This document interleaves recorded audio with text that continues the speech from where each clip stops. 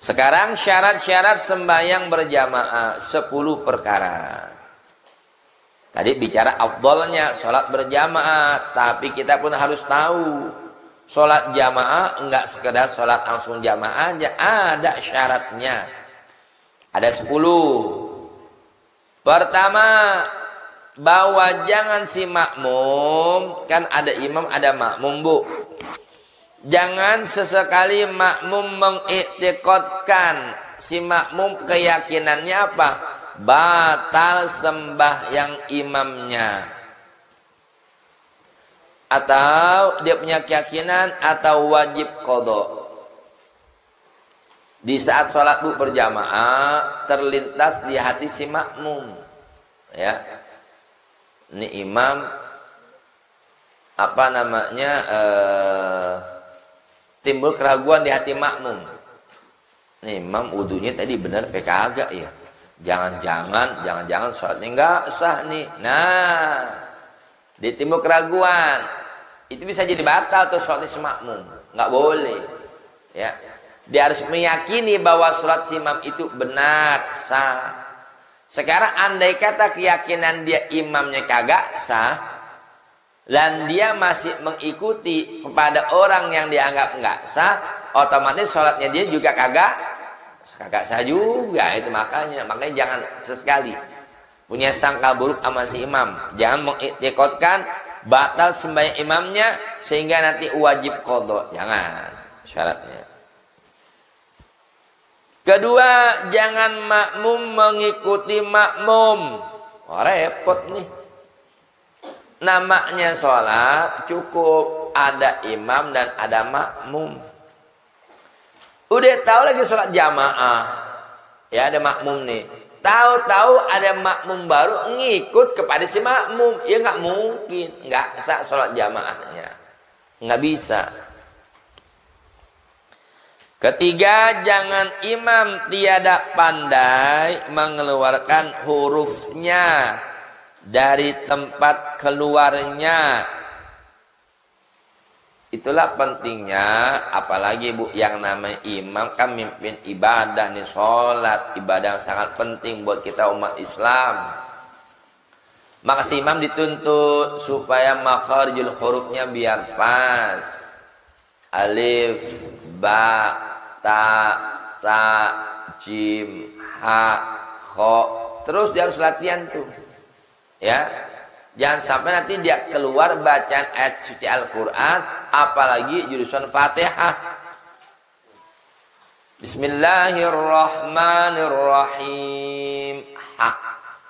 Dia baca Bismillahirrahmanirrahim. Batal sholatnya tuh. Ya, kenapa? Udah ngerubah.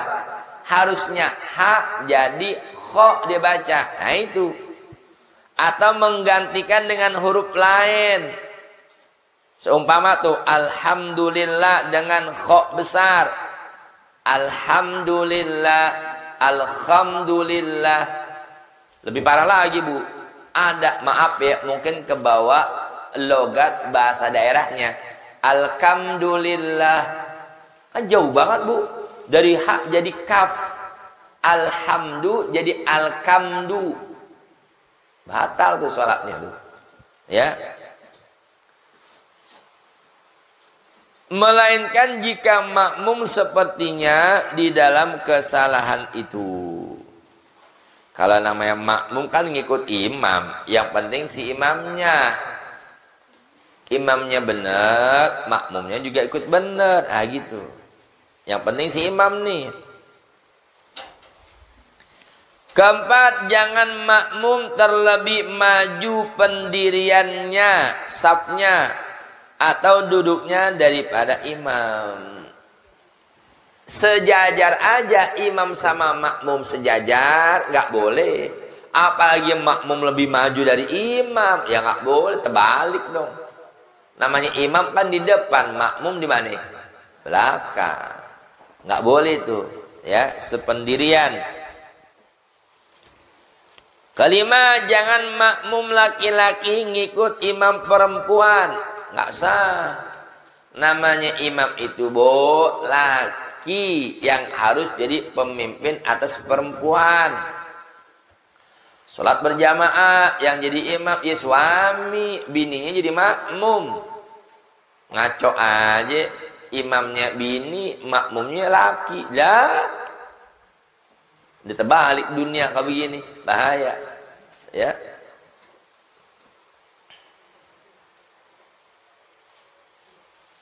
Jangan makmum laki-laki mengikut imam perempuan atau banci. Bu, banci di sini kalau dalam hukum fikih bukan seperti banci yang kita artikan sehari-hari nih. Paham nggak? Nah, emang dia aslinya laki-laki. Yang dimaksud banci di sini, jadi dalam hukum fikih itu Bu, ada yang namanya khunsa, mahnus. Arti mahnus itu Bu, maaf, seseorang yang dengan kuasa Allah Ta'ala dari semenjak lahirnya itu nih bayi terlahirkan ke dunia, maaf, punya 2 alat kelamin. Ini pernah terjadi, ada. Emang barang langka, tapi ada, itu kuasa Allah. Nanti lihat perkembangannya. Kalau ternyata begitu dewasanya lebih condong ke lelaki, maaf, berarti perabotan perempuannya bisa dioperasi.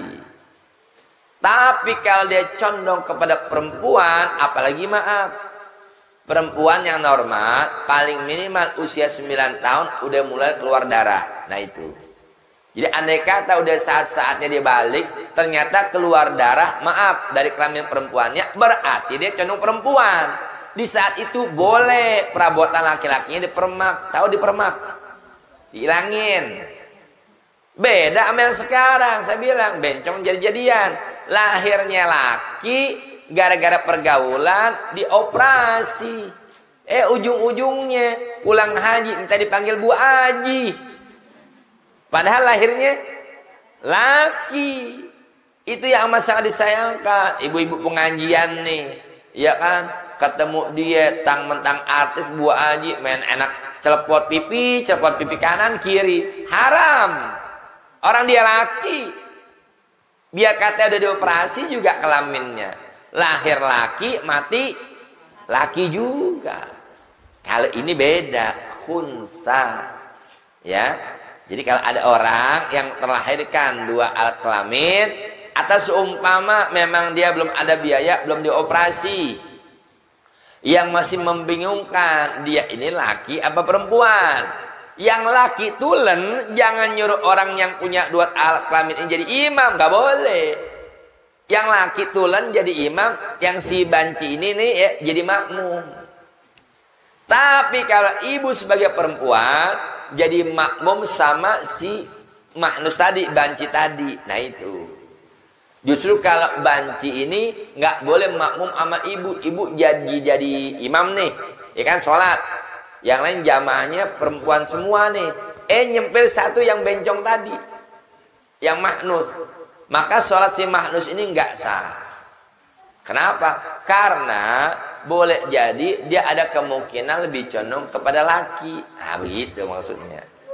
Itu sampai sebegitu mendetil Bu masalah hukum fikih, ya. Adapun keduanya, nah si perempuan sama si banci tadi sah ngikutin imam laki-laki. Emang begitu, perempuan ikut kalau imamnya laki, perempuan jadi makmum. Imamnya laki, makmumnya bencong, banci, sah.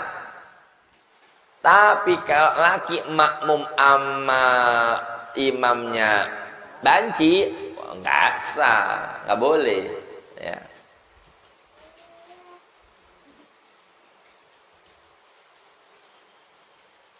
Yang keenam, berniat oleh makmuman. Nih Bu, kalau kita sholat jamaah, syaratnya mutlak, kita jadi makmum, kan ngikut. Di niat sholat kita, contoh, sholli fardhu zuhri, ya, yang udah saya ajarin. Kalau talafuznya panjang nggak apa-apa. Sholli fardhu zuhri arba rakaatin mustaqbilal qiblati adaan makmuman lillahi ta'ala. Tapi begitu takbirnya, takbiratul ihram, Di hati kita niat yang singkat aja. Sholli fardhu zuhri makmuman, selesai. Yang penting kudu ada makmumnya. Bab kalau kita nggak niat makmum, ya bisa kagak sah sholat kita. Kan syaratnya tuh. Nggak sah apa? Nggak sah sebagai makmum. Maka seakan-akan kita sholat menjadi munfarid, kayak orang sholat sendirian, kayak begitu. Jadi nggak dianggap berjamaah, nanti nggak dapat pahala berjamaah. Itu. Jadi berniat oleh makmuman masa di saat takbiratul ihram. Nah itu Allah, begitu ibu takbiratul ihram, situ niat tuh. Sholli fardhu zuhri makmuman, sholli fardhu subhi makmuman, sholli fardhul asri makmuman, sholli fardhul maghrib makmuman, sholli fardhul isya makmuman. Selesai. Harus ada makmumannya. Tapi kalau buat si imam sendiri tidak disyaratkan. Sholli fardhu subhi imaman. Dia baca imaman lebih bagus. Kenapa? Nanti si imam itu dapat pahala jamaah. Atau ada orang bu, sholatnya tadi sendiri nih. Tahu-tahu di belakang ada orang pengen sholat, memposisikan, menjadikan orang yang di depan itu sebagai imamnya. Makanya fungsinya yang baru datang ini, yang talafuznya itu sedikit aja, kencenginnya bukan teriak, sekedar ingin memberitahukan kepada orang itu bahwa dia akan menjadikannya sebagai imam. Maka orang itu niatnya umpama sholli fardhu zuhri makmuman. Nah, seakan-akan memberi kode tuh, kasih tahu kepada orang di depan bahwa saya ini menjadi makmum. Ditakbir Allahu Akbar. Nah, yang udah dijadiin imam, yang tadi awalnya sholat sendiri, kalau dia nggak ngerubah niatnya jadi imaman, sholatnya tetap sah. Cuma nggak dapat pahala jamaah. Tapi kalau seketika begitu dia dengar, dia dijadikan di belakang ada menjadi makmum, maka otomatis dia berubah kan jadi apa? Jadi imam. Dia rubah niatnya jadi imaman, maka saat itu dia dapat pahalanya berjamaah. Itu maksudnya. Ya. Tapi kalau yang namanya makmum, udah kudu syarat, harus diniatin makmuman. Ketujuh, bahwa makmum mengetahui akan imamnya punya ruku, sujud, duduk dengan melihat. Itulah bu hikmahnya ulama-ulama kita memberikan masukan di mana bangun masjid musola, ibu ya. Khususnya kalau yang tingkat, ibu perhatiin masih musola yang tingkat. Depannya itu bahasa Betawinya dicoak, tau nggak dicoak bu? Hah? Jurusan sab 1, 2 tuh. Jadi nggak dicor, nggak tutup semua. Tujuannya supaya apa? Supaya itu makmum di sab pertama, tapi yang lantai atas dia bisa ngelihat, umpamanya lantai 2 nih. Itu kan kelihatan tuh imam gerakannya, lagi ruku, lagi itidal, lagi sujud, lagi duduk di atas sujud apa? Harapannya dia bisa ngikutin. Kalau yang di sab pertama bisa ngelihat gerakan si imam, maka sab-sab selanjutnya kan tinggal ngikut. Ya kan? Ini yang zaman sekarang terjadi begitu. Karena mungkin itu tempatnya atau semacam aula dijadikan tempat sholat. Kan ketutup rapat bu. Disiasati dengan apa? Taruh tuh di kamera, layar TV. Kan begitu kan tuh ya? Nggak salah sih, bener juga. Cuman khawatir. Takut begitu mati lampu, bagaimana bu? Udahan suara mi nggak kedengeran. Allahu Akbar, yang di lantai atas kebingungan. Lu duduk apa belum nih? Tuh, jadi fungsinya begitu, ya. Jadi makmum itu harus mengetahui. Nah, kalaupun yang di bawah sama-sama imam di depan. Ini kan sab pertama orang belakang imam, dia kan kelihatan tuh gerakan makmum imamnya. Imam ruku, dia ikut ruku. Yang di belakang otomatis dia ikut lagi. Nah, itulah hikmahnya. Faedahnya apa? Imam juga pakai mic sekarang. Emang zaman Nabi gak ada mic, gak ada. Berarti sekarang apa ya Bu? Kalau orang nggak ngerti, dibilang apa? Bid'ah. Ini nggak bid'ah nih, tapi bid'ah hasanah. Nah itu maksudnya. Kadang-kadang orang begitu paham bid'ah, pokoknya apapun yang nggak ada di zaman Nabi, nggak Nabi kerjain bid'ah. Kullu bid'atin dhalalah, yang bid'ah itu pasti sesat. Sampai bilang, ini dipakai buat imam, dipakai buat pengajian, kan bagus, ya Bu ya. Yang sesat dipakai buat joget dangdut. Nah itu beda cerita tuh, ya. Dipakai buat apa itu? Buat apa namanya, nyanyi-nyanyi, apalagi sampai nyawer biduanita, itu maksiat tuh namanya. Tapi ini dipakai, fungsinya apa? Menyampaikan. Jadi faedahnya banyak, pengajian. Yang datang dengar, yang mungkin nggak sempat hadir di rumah-rumah tetangga, kedengeran juga ada tawanya. Nah, itu maksudnya. Ya, jadi sinkron antara gerakan imam sama suaranya pas. Lakum dinukum waliyadin. Allahu Akbar. Yang saf depan mungkin dia ngeliat langsung, tapi yang saf paling belakang kan nggak ngeliat langsung. Patokannya dari apa? Suara. Nah ini fungsinya. Nah, itu jadi harus mengetahui. Lebih terpisah ruangan. Ya nggak masalah selama dia tahu saat dengar. Kan melihat padanya atau mendengar suaranya. Nah itu. Iya. Walaupun dia nggak ngelihat, ya kan pakai hijab tuh perempuan. Pakai dinding pembatas. Ya nggak masalah. Namanya perempuan itu dia. Makanya perlu konsentrasi sholat begitu. Bukan sekedar takbir.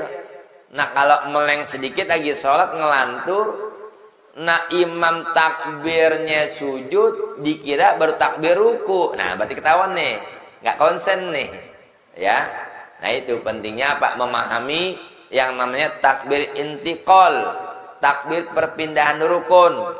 Kalau awal sholat kan namanya takbiratul ihram. Begitu kelar baca surah mau ruku, takbir intiqal, takbir perpindahan dari rukun. Allahu Akbar. Sami Allahu liman hamidah. Itu yang satu beda waktu i'tidal doang Bu. I'tidal Allahu Akbar. Bukan. Sami Allahu liman hamidah. Turun sujud baru takbir lagi. Allahu Akbar. Sujud pertama. Bangun duduk di antara dua sujud. Allahu Akbar. Sujud kedua. Allahu Akbar. Masuk rakaat selanjutnya. Allahu Akbar. Nah itu. Ya. Jadi pentingnya itu, kita harus menyimak apa yang dibaca oleh si imam, bukan hanya melihat.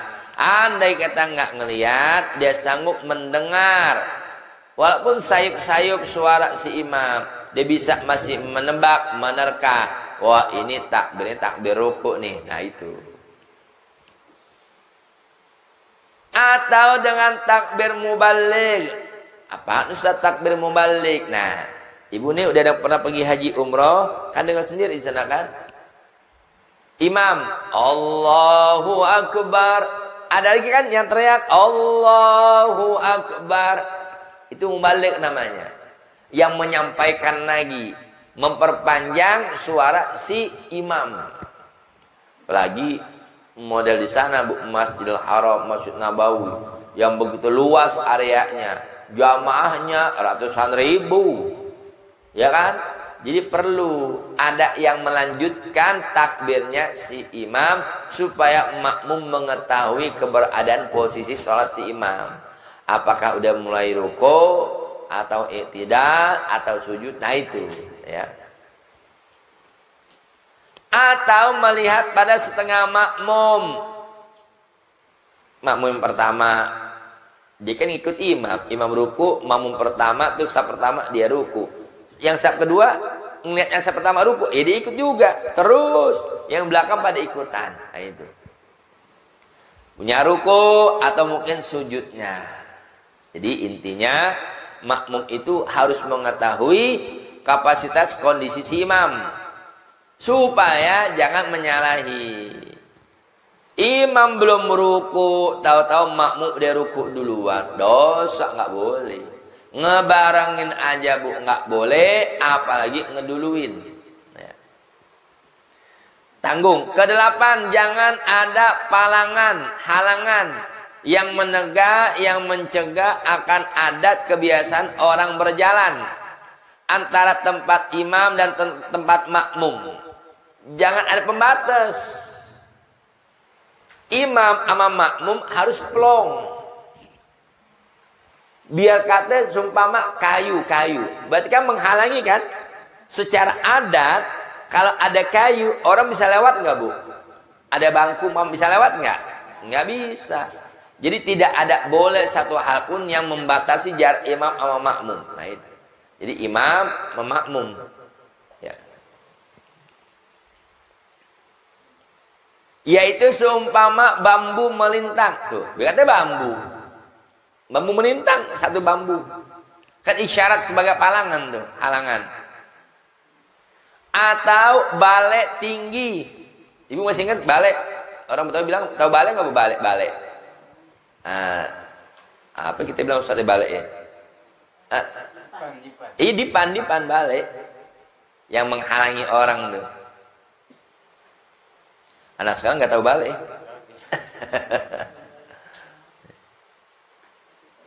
Balai tinggi, tiada tangganya. Sebab keduanya itu menegak, mencegah akan berjalan sebagaimana biasa adat orang berjalan.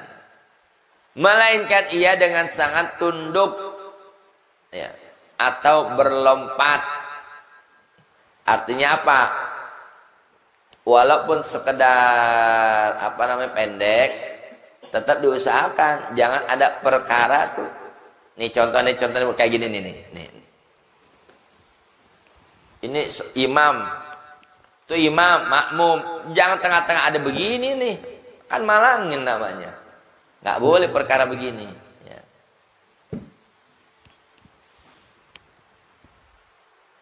Kesembilan, wajib mengikuti kelakuan imam. Namanya makmum itu turun. Imam ruku, makmum ruku. Imam iktidal, makmum iktidal. Itu ikutin kelakuan si imam. Makanya tadi dibilang, namanya ngikut itu, Bu, ngikut kan belakangan. Kalau ngebarengin bukan ngikut namanya, ya ngebarengin, nyamain. Ngebarengin, nyamain nggak boleh. Si makmum nyamain bareng gerakan nama imam nggak boleh. Apalagi ngeduluin. Makanya pentingnya itu imam juga biar pas di takbirnya Allahu Akbar, ruku Allahu Akbar, posisi dekat udah mau ruku, barnya habis pas. Nah, jadi makmum patokannya barnya itu. Jangan si imam masih diri Allahu Akbar baru turun, nggak pas juga. Atau umpama udah turun Allahu Akbar, jadi bikin keder makmumnya. Jadi fungsinya takbir di situ tuh ucapan takbir sama gerakan pas. Allahu Akbar. Nah, rada panjangan apa? Turun sujud. Entar begitu juga kalau rukuk kedua, masuk rakaat kedua umpama Allahu Akbar. Pas, ya. Paling enak sholat kalau pas, Bu. Maka afdolnya jika imam telah sampai di batas ruku, maka barulah makmum ruku. Nah itu tadi. Kalau posisi imam udah turun, posisinya turun ke ruku, baru makmum turun ruku. Dan jika telah sampai imam di batas berdiri, bangkit tuh, maka barulah makmum bangkit daripada ruku. Begitu terus. Dan jika telah sampai di atas sujud, maka makmum turun sujud.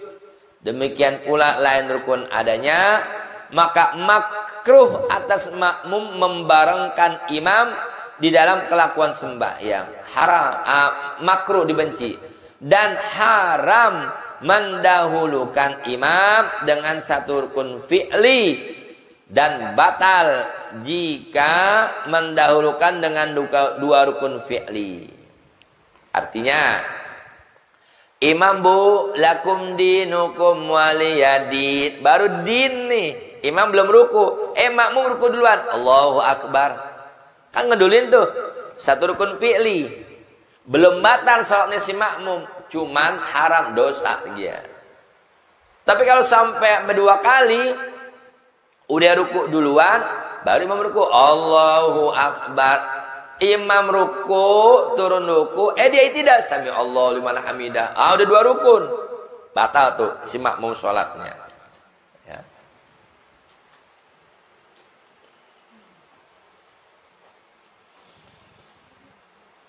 Dan makruh.